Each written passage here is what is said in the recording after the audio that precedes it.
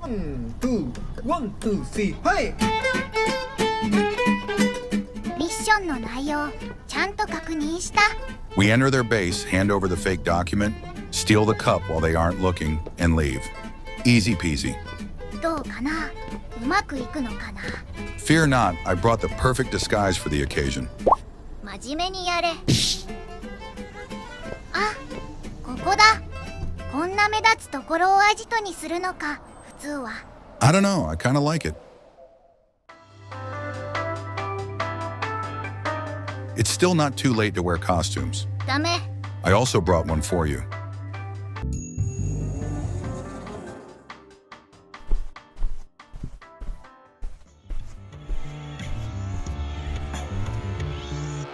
I assume you brought the signed deal? You mean this? You know me, I'm a man of my word. Very well, let me take a look at it. Okay. ねえ、あれじゃない。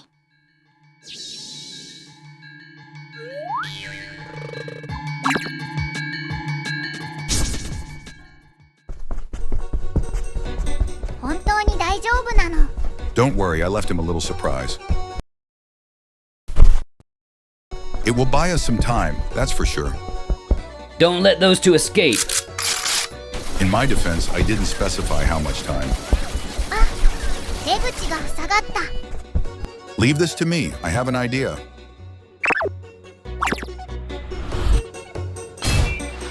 幕使わないでくれる？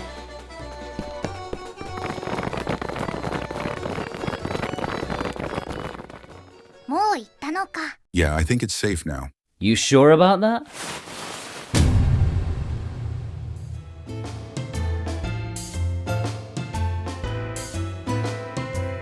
I sometimes wonder how things ended up this way. 単に続きが思いつかなかっただけじゃない。 Come on, Akari, cut me some slack here. But never mind that. Black Sheep Town. Where do I even begin with this one?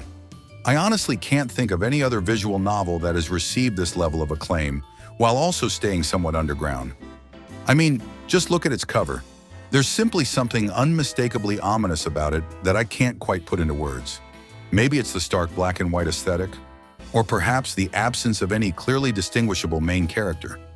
It almost feels like it's deliberately hiding its own premise, possibly an intentional choice, especially so when you consider that this is a title best experienced going in blind, which also kind of makes the job of reviewing it that much harder. To be honest, there's so much I want to say, but so little I want to spoil. For that reason, let me first clarify what I'm going to reveal in this video, so that you can make a conscious decision about whether to watch it until the end or not. Yeah, I don't particularly care about watch time or any other YouTube shenanigans. I would still appreciate it if you watched it fully though. At any rate, the topics I will mainly talk about in this review are the story's structure, its themes and world building, and some of its technical aspects. As far as the story and characters are concerned, I will only explain how it starts, but I won't mention any further events or even dive into any singular character. On the topic of spoilers, do not, I repeat, do not under any circumstances open the character tab on the game's VNDB page. At the time of making this video, that place is a complete minefield of unmarked spoilers. Hopefully someone will fix it in the future. Someone other than me. I'm too lazy for that. Anyway, let's not waste any more time. どうもあかりだよ。これは私のブラックシークタウンのレビューです。 Akari, please, don't steal my lines. Anyway, this is my review of Black Sheep Town.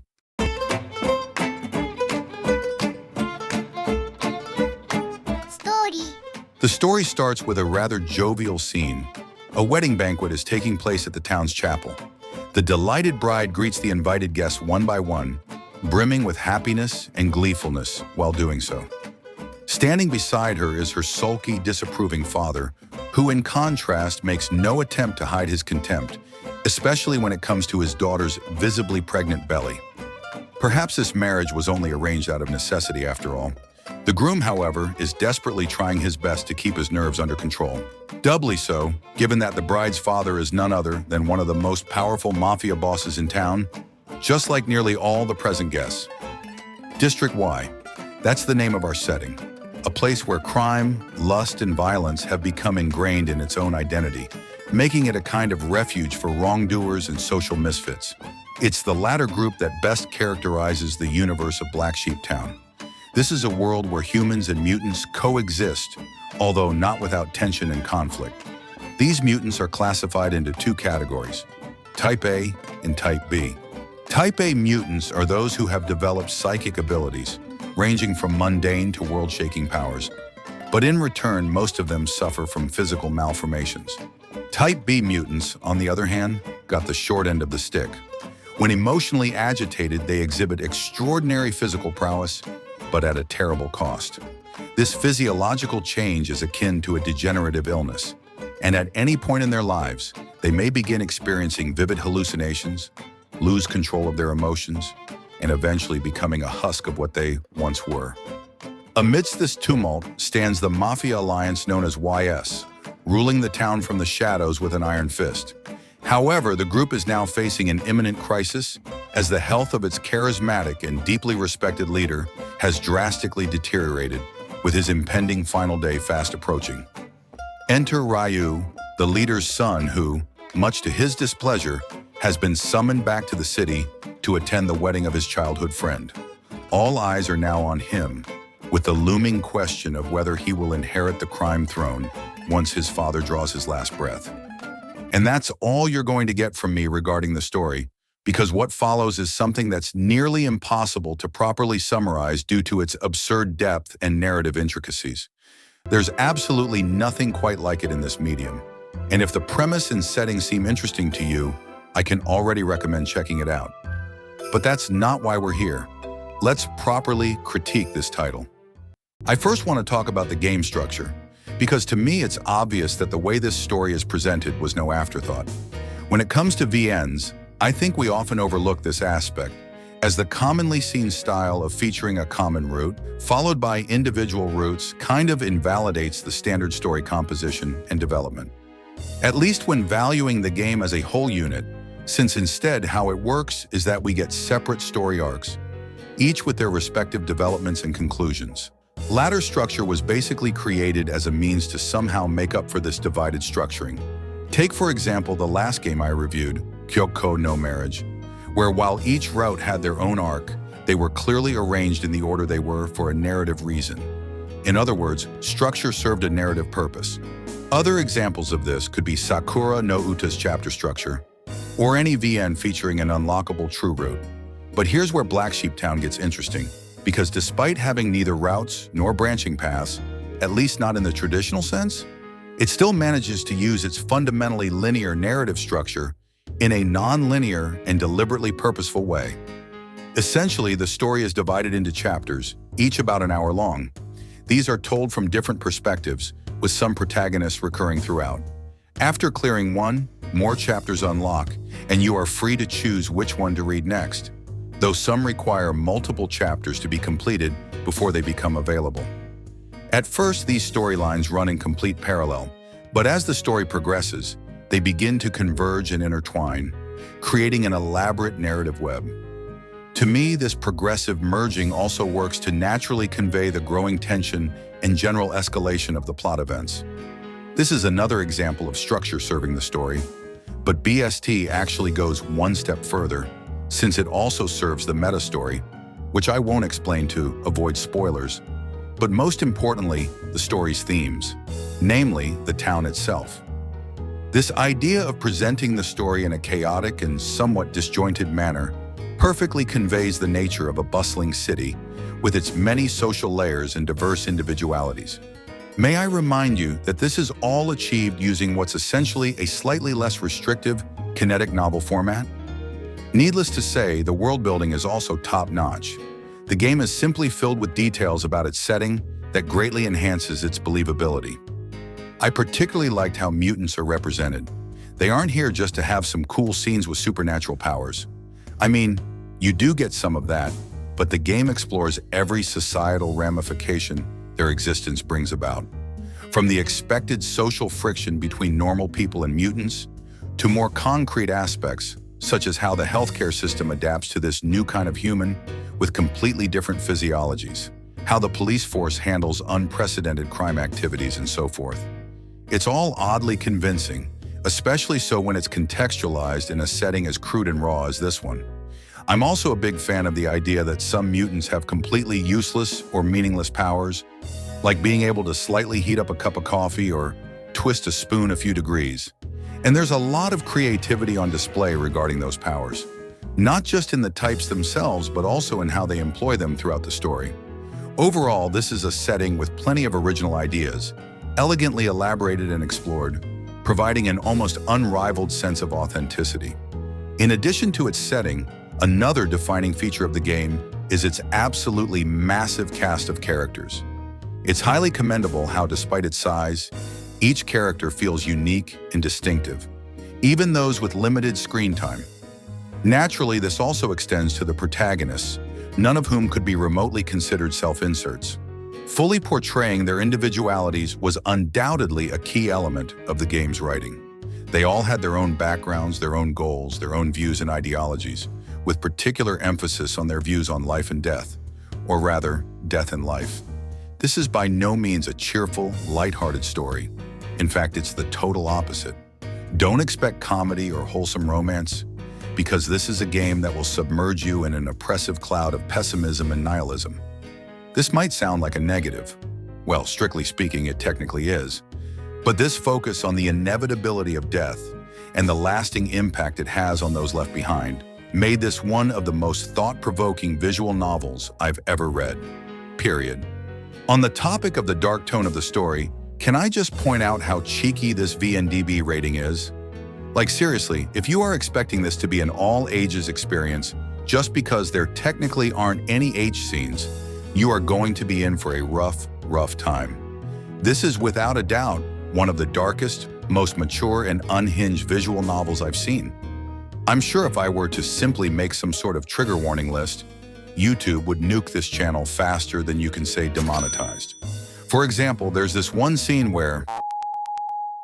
Okay, but enough with all that praise, because as much as I liked and respected this game, I did have one or two gripes.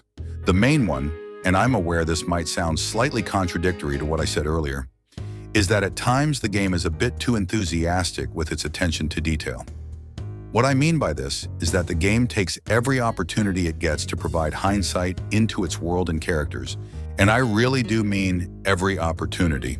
There were some scenes where I was deeply invested in and wanted to know how things would unfold, only for the game to sprinkle unrelated trivia about a background character or an object, such as telling you where someone got their lunchbox. Don't get me wrong, I do appreciate these little descriptions, but I just felt like there were better ways of implementing them. Like, for example, using an in-game glossary, like the one the game already has, and also the one the game seemingly forgets it has. This was kind of odd because at the start the story bombards you with terms and character entries, but then, at one point it simply stops introducing new ones and just keeps repeating the same ones you've already seen. Admittedly, they get updated as the story progresses, and they can be a great help in remembering all the names, doubly so considering that most of them are in Chinese. But I simply couldn't shake the feeling that this feature could have been far better utilized. Nevertheless, Black Sheep Town is a visual novel that's defined by its sheer ambition. There's no restraint in it, only a clear and fully realized vision. The result is something very personal, but wildly captivating. I mean, I'm struggling to find that much to complain about. Yep, I think this might be practically a flawless masterpiece. 演出 Okay, sure, the presentation is a bit rough. I guess the Made with Unity logo at the start was kind of an omen of things to come. But first, let's give praise where praise is due: the art style. Truth be told, my initial impressions were not that great. I felt like the characters' proportions looked overly cartoonish, and occasionally some of their designs didn't fully match their CG counterparts. However, once I grew accustomed to it, I realized it was the perfect choice for this story. The artist displayed an impressive range, spanning from colorful and lovely scenes to absolutely gruesome and intense imagery, with none of it feeling uncanny or out of place. I hope they will work on more VNs in the future. I will say, though, it's a bit of a shame that the game only uses head portraits rather than full body sprites. It would have been great to see how these characters express themselves in a more realized fashion. The backgrounds, on the other hand, felt rather dull looking with their monochrome styling. I get that it fits the tone of the story, But when paired with the NVL format, it makes some sections feel somewhat mundane, almost like reading a Word document. That said, I did appreciate how the game used the NVL layout creatively, shifting and altering the text positioning, especially during CG scenes. It was a nice way of adding dynamism. But still, where's my vertical text, Baku? I've said it before, and I'll keep saying it as many times as necessary. Vertical text is the superior way of reading Japanese. That's an objective, totally non-biased fact, my friends. However, most of the issues lie in the audio department. First of all, I think it's worth mentioning that the game isn't voiced. Personally, I don't mind, and it's not something I'd hold against the game. But I won't deny that some scenes would have hit much harder had they been fully voiced. Anyway, as far as the music is concerned, I'm slightly torn. It's certainly unique and suits the atmosphere perfectly well, especially when it uses cheerful tracks, contrastingly, during some darker scenes. But it's also a very idiosyncratic soundtrack. This isn't inherently a bad thing or anything, but it made most tracks overly recognizable, which in turn makes the soundtrack seem smaller than it actually is. To its credit, the game often opts for ambient sounds instead to immerse you more deeply in its scenes. A commendable choice if it weren't for the fact that they commit the cardinal sin of including clearly distinguishable sounds in their loops. For example, in scenes set inside moving cars, you'll constantly hear the same sequence. Someone enters the car, closes the door, starts the engine, drives off. A minute later, the same thing again. Entering, closing, starting, driving off. Rinse and repeat every single time. It was maddening. And that's not the only case. For instance, in scenes taking place at bars, there would always be this man in the background yelling very loudly in English. Here, take a listen.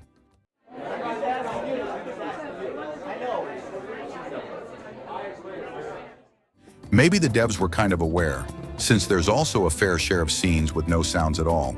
And look, silence can be a very powerful tool, but only when it's used in moderation. Black Sheep Town doesn't use it in moderation. All in all, I'm aware that this is no big-budget VN, so I don't want to slam it in too hard in this regard. But still, I can't help but feel slightly disappointed by the overall presentation. まとめ To conclude, Black Sheep Town easily earns its reputation as one of the representative titles of this current decade of visual novels. It's probably not going to usher a new wave of titles following in its steps, but it's hard to deny that it clearly reflects the more complex sensibilities that are now and most likely will increasingly be expected from future kamige. The world building is impeccable, its themes are deeply complex yet fantastically well executed, and it's all presented with a brilliant sense of direction and narrative structuring. Its main caveat lies in its somewhat underwhelming presentation, but if you are willing to overlook those rough edges, it will offer you an experience unlike anything else in the medium. This may not be a pretty story, but it's a beautiful one. I give Black Sheep Town a 9 out of 10. And that wraps up the review. Big thanks to Jordan from Physical Paradise for voicing the Mafia boss in the intro animation. Some of you might already know him, but for those who don't, he runs a YouTube channel focused on video game physical media, especially Nintendo Switch physical games. And with the Switch 2 right around the corner, I think his content is about to become even more relevant. I'll leave a link in the description if you want to check it out. I guess I might as well also talk about whether this thing will get translated or not, since that's something that people often ask.